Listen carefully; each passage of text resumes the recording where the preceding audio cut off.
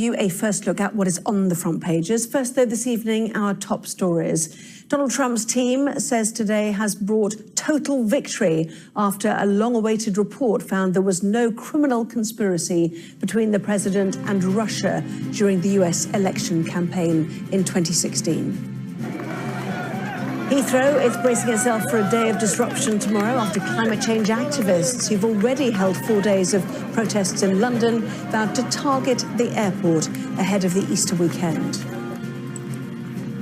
A UKIP candidate who once wrote that he wouldn't even rape a female Labour MP who was worried about threats of sexual assault has refused to apologise for his controversial comments.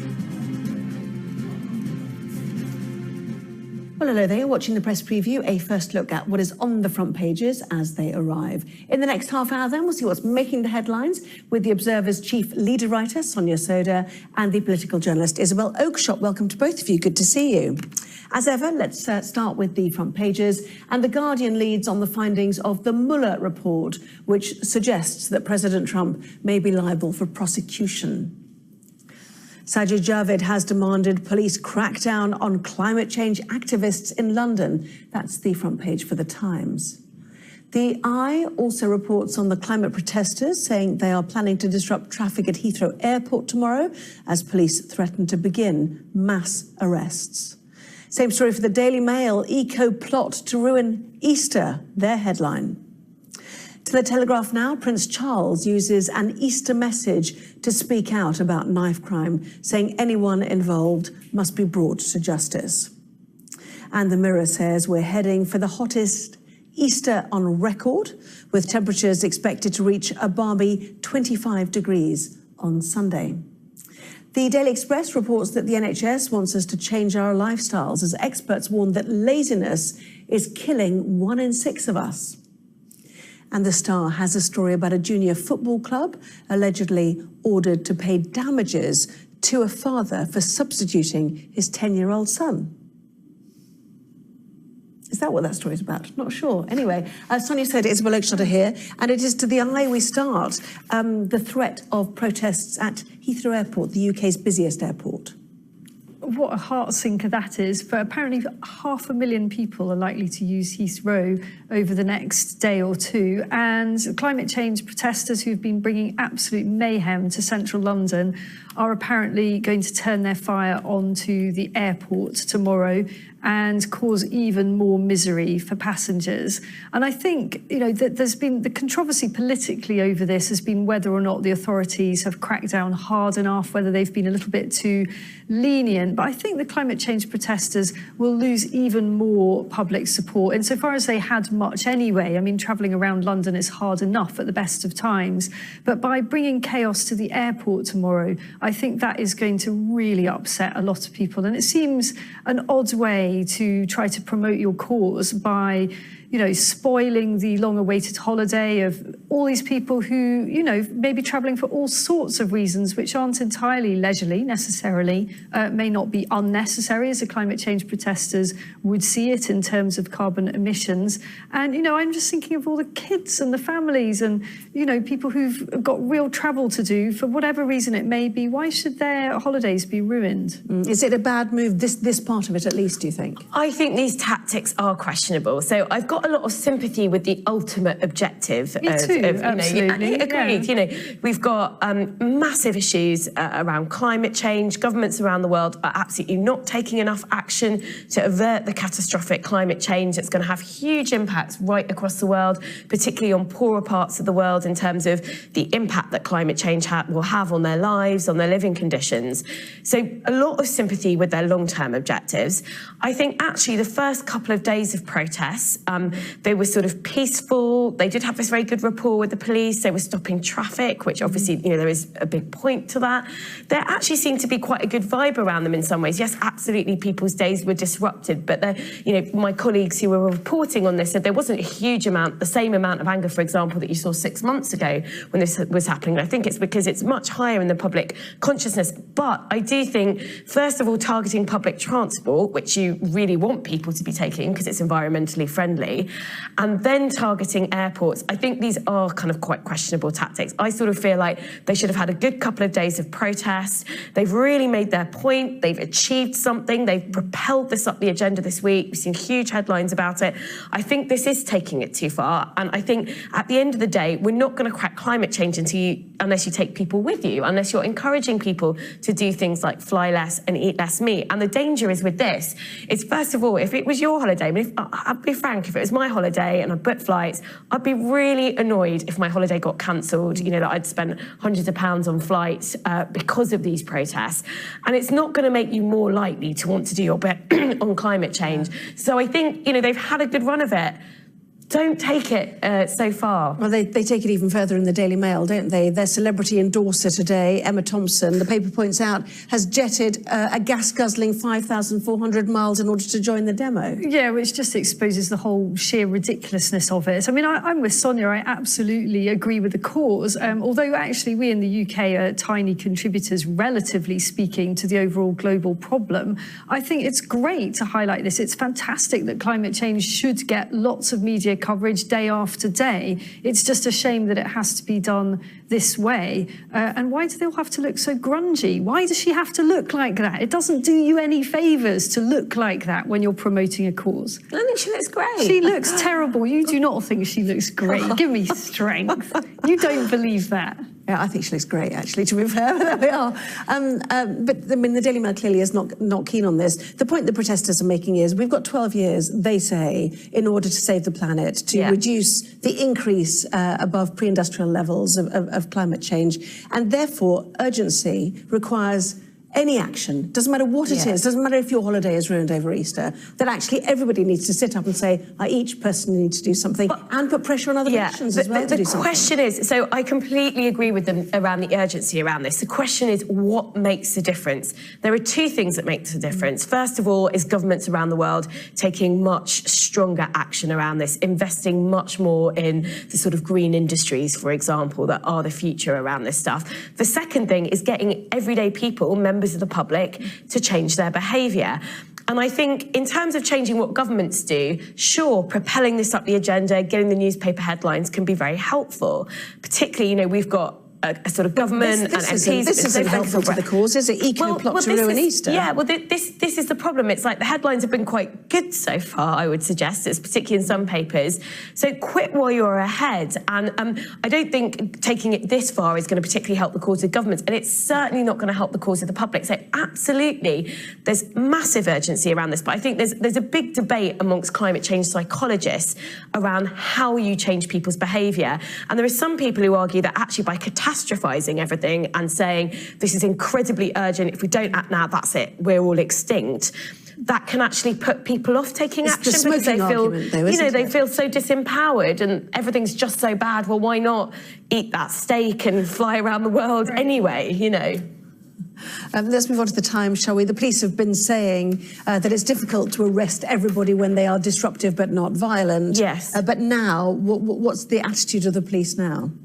Well, I think they're under significant pressure, but in terms of whether this makes a difference, picking up on Sonia's point, the other thing that makes a difference to policy, particularly, by the way, when we don't really have a government, you know, we have a government in name only at the moment. Well, that's maybe why people are pretty much anything that's happening now is being ignored by this non-government. The other thing that changes things is if MPs find that they are under heavy pressure from their constituents, you know, if their email inboxes, if their mailbags are full of letters and emails pressurising them to act on this, it's hardly likely that this sort of behaviour is going to prompt that kind of public protest. If anything, you'll get people writing to MPs saying, I think we should stop these people, you know, spoiling my holiday and so on. So I come back to the point, it's not an effective campaigning tactic. Yeah, I think Sadiq Khan makes an interesting point as well. And he's he's talking about the pressures on policing. We've seen lots of police cuts, particularly over the Easter weekend when you've got sort of fewer police officers out on the street. And again, I think that's another reason for the protesters to say, we've had a good run at this.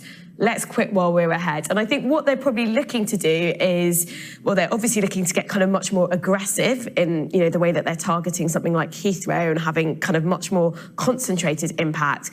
But I think they're also hoping that it's a 4-day bank holiday weekend. They want to be recruiting more people to the cause. And, you know, potentially the weather's going to be absolutely fantastic this weekend, which is another reason we should be worried about climate change, actually, I think. But they're going to be hoping that they get lots more protesters coming and joining them this weekend. Just for the party, if nothing else. Well, right? to be honest, I sort of got out at Oxford Circus this morning, and it was a very calm, did it look joyful atmosphere, I would say. So, are you tempted to join in? I mean, I have to say, like, watching some of the videos of kind of like DJs and dancing, I mean, it's carnival. It's a very nicely spirited protest, but the problem is they are having impact on people's lives. And, you know, it's not just kind of, you know, professionals, it's kind of people who clean offices in Oxford Circus, for example, and commute to work on the bus. You know, they might not get paid for those shifts if they can't get there. Well, so. the police leave has been cancelled. We certainly heard earlier from the Met Police Assistant Commissioner talking to our crime correspondent. Meanwhile,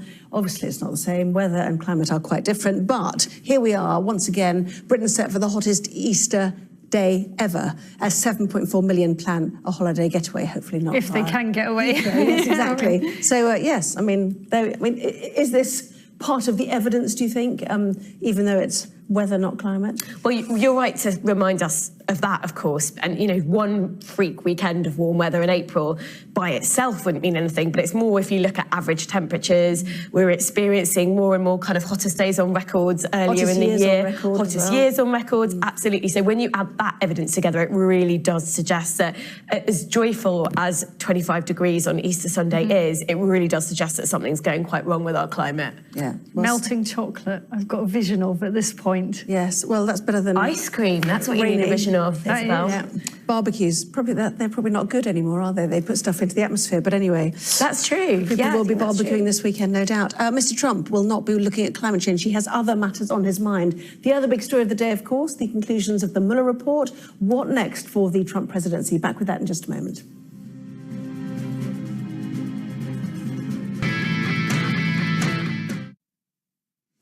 Well, welcome back. You're watching the press preview with me this evening, Sonia Sodha and Isabel Oakeshott. Welcome back to both of you. So, the Mueller Report, redacted nonetheless, but still out in some sense of fullness. And very much depends what paper you work for, what the take is. I mean, Sonia will be able to speak much better than I can about the Guardian take on it, but you can see from the headline there that they're taking a very negative angle, suggesting that the president may yet be liable for prosecution as a result of the investigation, whereas the president himself naturally is saying he's fully exonerated, you know, it's all, that's it, wrapped up, and no president should ever have to suffer the misery that he's gone through of this investigation. So, I mean, it's an immensely complex story, actually. I mean, at its simplest, did he or did he not, you know, behave in a corrupt fashion, colluding with the Russians to get himself into the White House?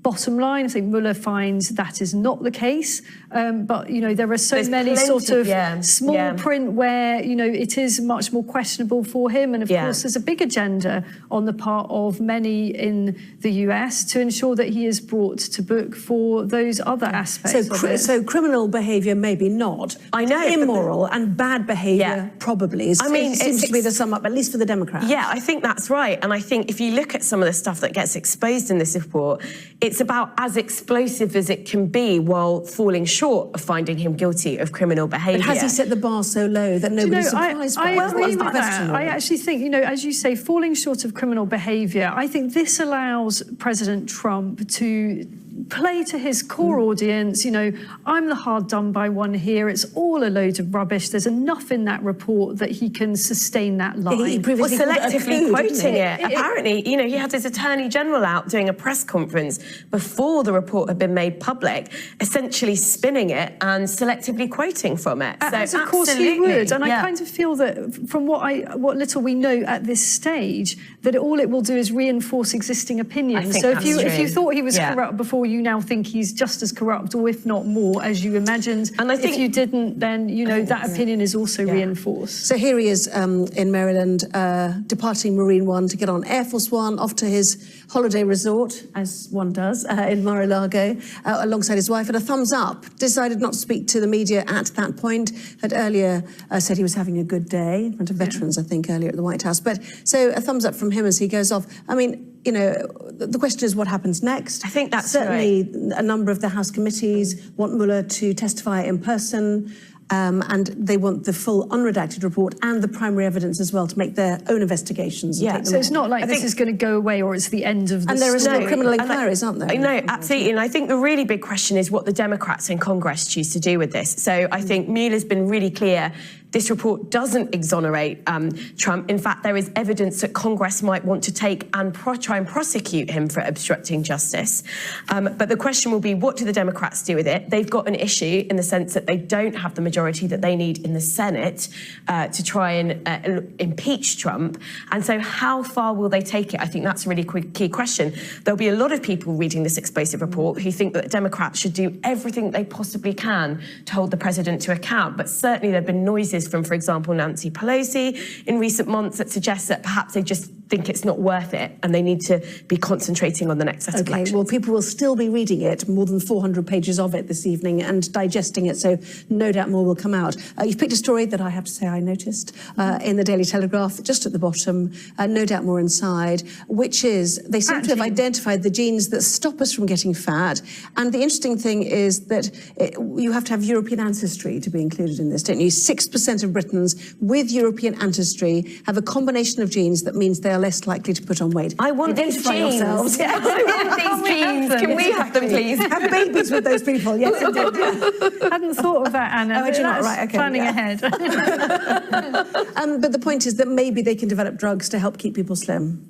Yes, happy days. Yeah. You know, I think bring that one on. Yeah. And it's not just about, you know, it's not just about the way you look. Obviously, it would have massive implications for public health, cost pressures on the NHS, if we can sort of. But it does also sort of confirm that suspicion that there are certain people who just don't ever put on weight, right? My there are sister. lucky people who can just eat what they want. Yeah. And nothing happens. Exactly. And then there are those of us who have to go to the gym to work off. Think about that as you ate the night eat your before. eggs on Sunday. Very quick final thought. Times, sexist dress codes. Tell us more about this one. So this is a controversy over airline policy on what women air stewardesses can wear. Hasn't that been going on since the 70s? Yeah, I seem to remember there was a big story about this a while back, wasn't there? You know, whether it's okay to force female employees to wear high heels and makeup, and was there something about false eyelashes or something? There was in this story. So apparently false eyelashes are okay unless they look strange. I don't know who. Right, who says this is Norwegian, a Norwegian air that's sort of in question, and obviously and it's I'm sort surprised because Norway's went right on this kind of thing. Yeah, absolutely.